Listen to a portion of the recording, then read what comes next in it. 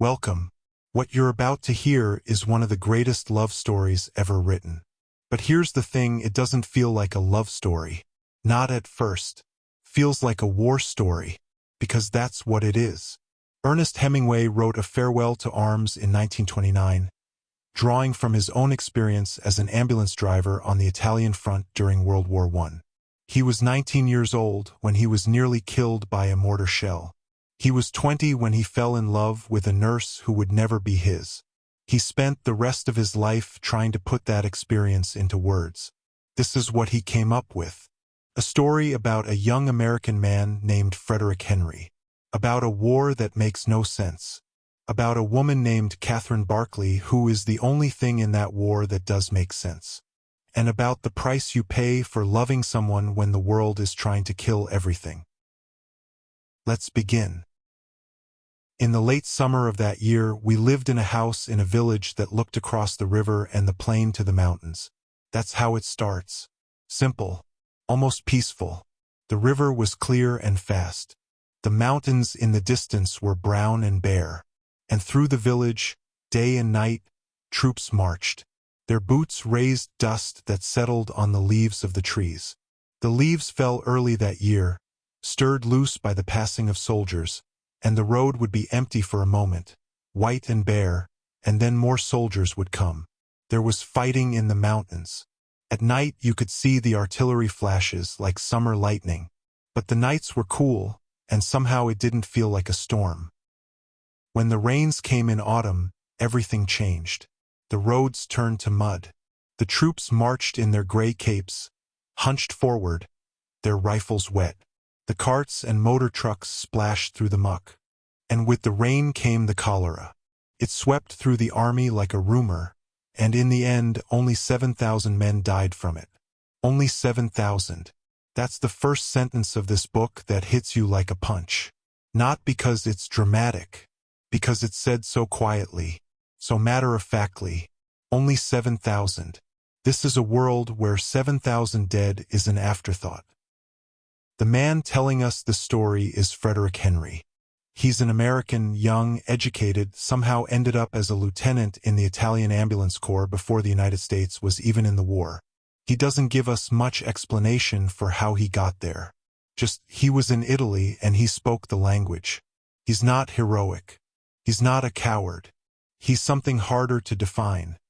A man who was present in the war but slightly detached from it. Like he's watching it happen to someone else, until it stops being something he can watch from a distance. Frederic shares a room with an Italian surgeon named Rinaldi. They are great friends. Rinaldi is charming and reckless and funny, always in love with someone, always borrowing money, always filling the room with noise and laughter. The officers' mess is a world of its own. Every night they eat together, spaghetti, wine, argument. There is a young priest who is mocked endlessly by the captain. The priest blushes easily and takes it with grace. One night the major says, "All thinking men are atheists." The lieutenant says he believes in the Freemasons. And Frederic watches all of this, the wine, the candlelight, the arguing, and we get the sense that he belongs there and doesn't belong there at the same time. He is among these men but not truly of them. The priest invites him to visit the Abruzzi during leave. It is cold there, he says, clear and dry. The snow is clean and the peasants are good people and the hunting is fine. Frederic says he would like to go. But when his leave comes, he doesn't go. He goes to the city instead. The smoke of cafes. Nights he can't quite remember. The strange, restless excitement of not sleeping, of not caring, of moving through the dark from one place to the next. When he comes back, he can't fully explain why he didn't go to the Abruzzi. Even to himself. The priest understands, somehow, and they remain friends. That gap between the life you want and the life you actually live runs through this entire novel like a thread. Rinaldi is in love. This is not unusual. But this time he wants Frederic's help. There's a British nurse at the villa down the road, Miss Barkley. Rinaldi has decided she is the woman he will probably marry, after the war, of course. He wants Frederic to come and make a good impression on his behalf. They drink some grappa first. Then they walk to the British hospital in the evening heat. The garden is full of trees. 2 nurses in white are sitting on a bench. And Frederic Henry sees Catherine Barkley for the first time. She is tall, blonde. She carries a thin rattan stick, a riding crop, almost bound in leather. When Frederic asks about it, she says it belonged to a boy who was killed last year. Her fiancé. They had been together 8 years. He was going to marry her. Then the psalm happened. They blew him all to bits, she says. She says it plainly. No performance. Just the fact of it. Frederic doesn't say anything. She asks him if he's ever loved anyone. No, he says. And here is something important. Frederic is not lying, exactly. But he's not being fully honest either. He doesn't know yet what love is. He's treating this like a game, a pleasant thing, an evening amusement. He thinks clearly, like a chess player thinking 3 moves ahead. He knows what he wants from her and he knows how to move toward it. Catherine seems to know this too. When he tries to kiss her that first night, she slaps him. Hard. Then immediately apologizes. She says she couldn't stand the way it felt, like something ordinary, like just another nurse's night off kind of thing. But then something happens. She looks at him in the dark. "You will be good to me, won't you?" she says. "Because we're going to have a strange life." And Frederic, who had been thinking in chess moves, suddenly doesn't know what to think. Rinaldi, back at their room, is cheerfully philosophical about losing Catherine to his friend. "She prefers you," he says. "It is very clear." Then he calls Frederic a dog in heat and goes back to sleep. Spring comes. The offensive starts. The plan is to cross the river, push through the mountains, break the Austrian line. Frederic is responsible for the ambulances, 4 cars that carry the wounded from the front to the hospitals. He drives up to the forward positions, scouts the roads, talks to the men. It is all very practical and unglamorous. One evening near the front, Frederic and his drivers eat in a dugout. They are waiting. There is cheese and pasta cooked on a small fire and wine. Then the bombardment starts, Austrian shells coming hard and fast. A trench mortar round lands in the dugout. When Frederic wakes up, the world is wrong. Something has happened to him. One of his drivers is dead. Another is badly wounded and dying and calling for his mother. Frederic tries to stand and his legs don't work correctly. He has been hit by shrapnel, his knee, his thigh, his feet. He was looking at the stars a moment ago and now he is lying in the mud. He asks for brandy. He is carried out on a stretcher.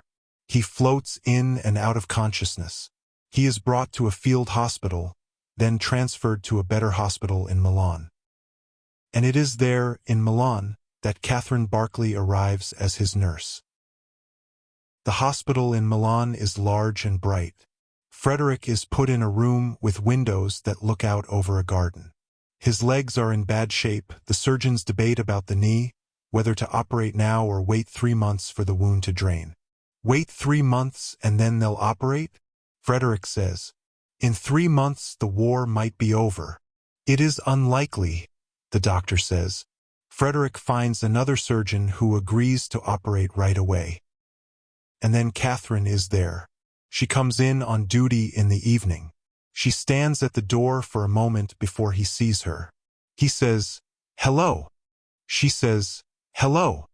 And everything that had been a game, the chess moves, the calculation, is gone. Just like that. He loves her. He knows it completely and without preparation, the way you know something that has always been true. "God knows I had not wanted to fall in love with her," Frederic later says. "I had not wanted to fall in love with anyone. But God knows I had." The summer in Milan is the most beautiful part of this book. The hospital becomes their world. The nurses look the other way. The other patients sleep. In the evenings, when the ward is quiet, Catherine sits on the edge of his bed and they talk in the dark. She brings him wine hidden in fruit jars. He heals slowly. They talk about everything and nothing. About the war and how stupid it is. About England. About her dead fiancé, whom she had loved but had held at arm's length because she was afraid. And now he was dead, and she would never know if she had done the right thing. About Frederic's family back in America, whom he barely mentions, as if they belonged to a different life. "You're my religion," she tells him one night. "You're all I've got." There is a line in this book, just a few words, that Hemingway tucks in quietly, almost as if he doesn't want you to notice it. "We were never lonely and never afraid when we were together." That's it. That's all. But if you've ever had that with someone, you know exactly what it means.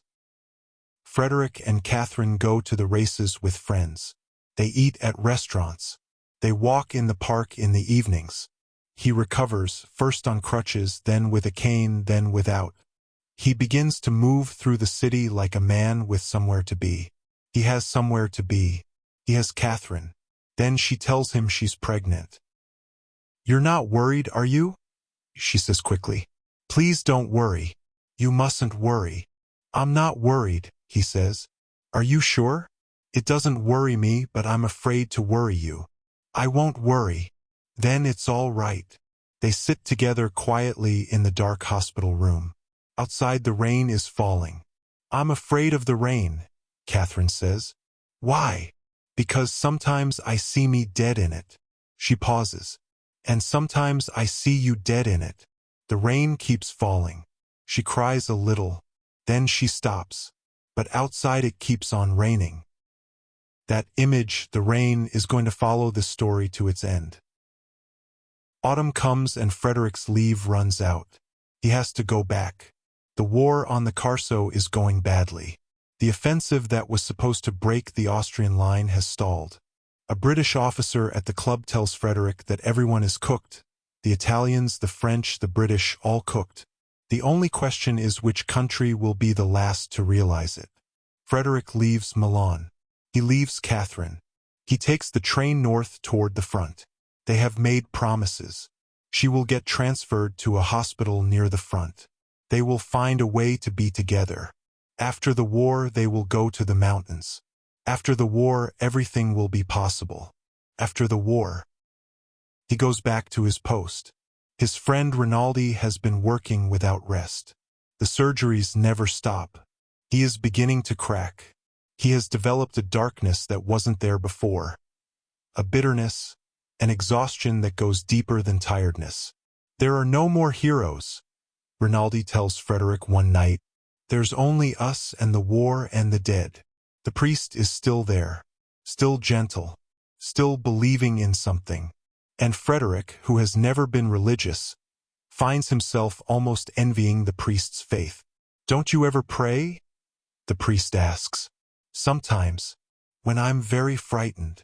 "That's honest," the priest says. The autumn rains begin, and with them comes the thing that will change everything. October 1917. The Austro-Hungarian army, reinforced by German divisions, launches a massive assault near the town of Caporetto. The Italian line does not bend. It shatters. In 24 hours, nearly 300,000 Italian soldiers are taken prisoner. The entire Second Army collapses. It is one of the worst military disasters in European history, and Frederic Henry is right in the middle of it. He is ordered to drive south with his ambulances, 4 cars, 3 Italian drivers. Piani, Bonello, and a young man named Aymo. They are supposed to reach the town of Pordenone, regroup, find their unit. What happens instead is a nightmare. The roads are rivers of people. Soldiers, civilians, farmers, carts loaded with furniture, chickens, children crying in the rain. The army is not retreating. The army is dissolving. Men throw down their rifles as they march and shout that the war is over. Officers try to maintain order and no one listens. Frederic leads his little convoy off the main road onto a sidetrack, trying to find a faster way through. The ground is soft from the rain. Aymo's car slides into the mud and sinks. They try to dig it out. They can't. 2 Italian engineers, sergeants who have been hitching a ride, refuse to help dig. They try to walk away. Frederic tells them to stop. They keep walking. He draws his pistol. He fires. One of them drops. This is the moment where the reader understands exactly how far we are from anything ordinary. This is not a thriller. There is no music, no drama, no slow-motion fall. A man is walking away. Another man shoots him. The ground is muddy. The rain is still falling. The cars are still stuck. Frederic's driver Benello finishes the job. He seems almost relieved. He says he always wanted to kill a sergeant. They leave the cars. They leave the sergeant where he lies by the hedge. They start walking toward Udine on foot. Crossing a railroad embankment, a shot rings out from the brush. Aymo falls. He is hit in the back of the neck, the bullet traveling upward through his skull. He is dead before they can get him turned over. He is lying in the mud and the rain, and he is very still. Frederic closes the two wounds. Piani puts Aymo's cap over his face. "I liked him as well as anyone I ever knew," Frederic will say later. He doesn't say it with tears. He says it the way you say a true thing. They reach the river. The bridge is packed, thousands of men crossing, shoulders touching, moving like a slow flood. And at the far end of the bridge, the battle police are pulling officers out of the column. The logic is simple and terrifying. Someone has to be blamed for the disaster. The officers will be blamed. They are being questioned and shot on the riverbank. Frederic watches a gray-haired lieutenant colonel being taken aside. The man asks, "Have you ever been in a retreat?" No one answers. They shoot him. They shoot the next man. They are shooting every officer they take. And now they are looking at Frederic. He is an American in Italian uniform, and he speaks Italian with an accent, and they have already decided what he is. He runs. He goes off the bridge into the river. The water is cold and fast and brown with mud. He goes under and stays under as long as he can. He comes up gasping, goes under again. When he surfaces a second time, he grabs a floating piece of timber and holds on. The current sweeps him downstream. He doesn't look back. The shore disappears into the dark. The war is behind him now. He doesn't know it yet, but it's over. He reaches the bank. He pulls himself out of the river, cold and soaked through. He finds a train. He hides under a canvas in a freight car. He rides south in the dark. He is done. Not done in a heroic way. Done the way a man is done when he has been pushed past every limit. The retreat, the shooting, the river, it has clarified something. The war has nothing to do with him anymore. It never really did. He was serving in someone else's cause in someone else's country, and the battle police were going to shoot him for it. He makes what he privately calls a separate peace. He is through with the war. He is going to find Catherine. He makes his way to Stresa, a small town on a lake in northern Italy, where Catherine has been transferred. He finds her in the hotel. They hold each other for a long time. "You're really here," she says. "I'm here," he says. They are together again. They are together, and for a few days that is the whole world. But the authorities are looking for him. Officers are shot for less than what he's done. It is only a matter of time. He finds a rowboat. He and Catherine get in it at 3 in the morning, in the dark, in the rain. They row across the lake. Hours of rowing, his arms aching, Catherine keeping watch, neither of them talking much. They row through the night across the border into Switzerland. The lake police check their papers in the morning. The Swiss are pleasant and bureaucratic and eventually let them stay. They are in a neutral country. They are safe. They are free. They find a chalet above the lake. They ski. They walk in the snow. They read. They cook dinner and eat by the fire and go to bed early and sleep in each other's arms. It is winter. The world is frozen and quiet. "We live in a country where nothing makes any difference," Catherine says. "Isn't it grand how we never see anyone?" Frederic grows a beard. Catherine lets her hair grow long. She is very pregnant now, and they walk slowly, stopping to rest on logs. At a little inn in the trees they drink hot spiced wine and watch the snow fall and the horses stamp in the cold outside, their breath making white clouds in the air. They see foxes crossing the road at dusk. They talk about the baby.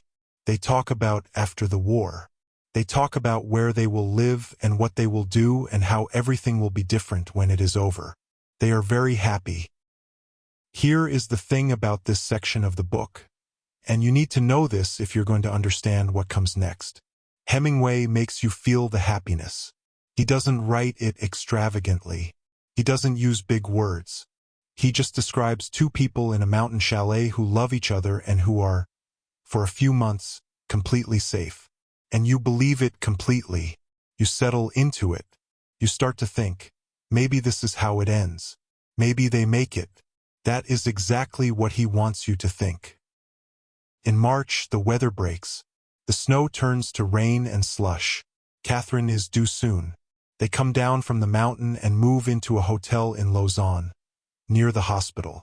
They go for carriage rides in the country. They eat at good restaurants. Frederic boxes at a gym in the mornings while Catherine sleeps. He comes home and they have lunch together and spend the afternoon.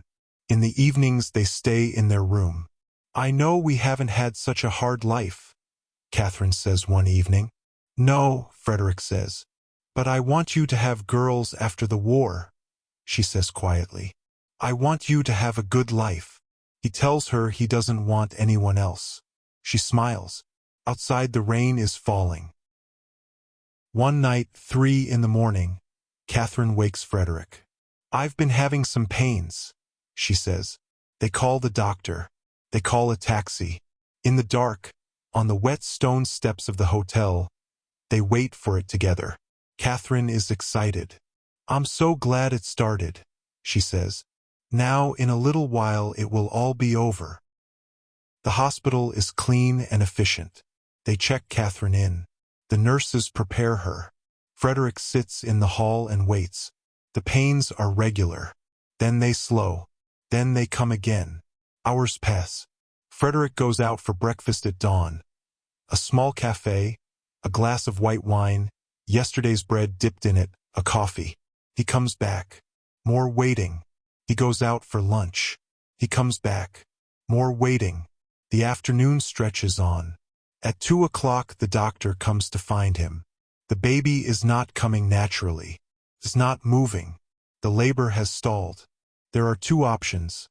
Forceps, dangerous for both mother and child, or a Caesarean. "If it were my wife," the doctor says, "I would do a Caesarean." "Then do it," Frederic says. He goes back to the delivery room. Catherine is exhausted. The gas, nitrous oxide, is the only thing keeping her from the worst of the pain, and even that is starting to fail her. "I'm not going to die, darling," she says. "I'm past where I was going to die." He holds her hand. "Don't you worry," she says. "You've been so good to me." They will her to the operating room. He is told to wait. He walks up and down the hall.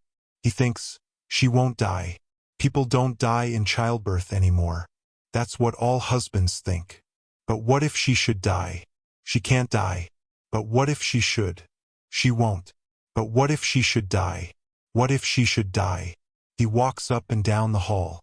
He tries not to think. He looks out the window at the rain. A doctor comes out carrying something. He carries it quickly across the corridor and into another room. It is small. It is wrapped. Frederic follows. It is the baby. A boy. Big. Dark hair. The doctor holds him up. Slaps him. The baby doesn't cry.